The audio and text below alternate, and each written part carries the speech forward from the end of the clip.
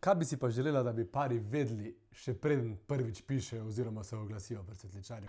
Ja, v bistvu v prvi vrsti mogoče, da bi se zavedali, da cvetje ni samo dekorativen element na poroki, ampak da res poskrbi za vzdušje na poroki in tudi za lepe fotografije. Cvetje je od začetka pa do konca dogodka spremlja poročen dan in bo zajet na večini fotografij. Tako da je res pomembna dekoracija, pa je lahko še tako prostor, nepieteten, neprimeren, pa če se ga lepo zdekorira, bo prostor wow. Tako da to mogoče.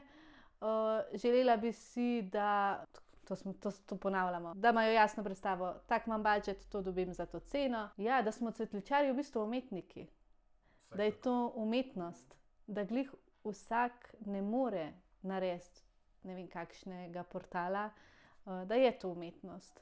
Jaz bi mogoče dodal še to, kar si prej rekla, da so v bistvu rože pač živa stvar, ne, da ni treba jih pač kar takoj po obredu pač vreči v prvi jarek pa konec, da dejansko še par dni lahko uživajo v tem, v kar so tudi svoj budget konec koncev vložili in lahko ali svati v tem uživajo tisto idejo, ko si jo prej dala, ali pa konec koncev oni sami ali pa kakorkoli, ali pa pač se nese na grob in tako naprej, ne.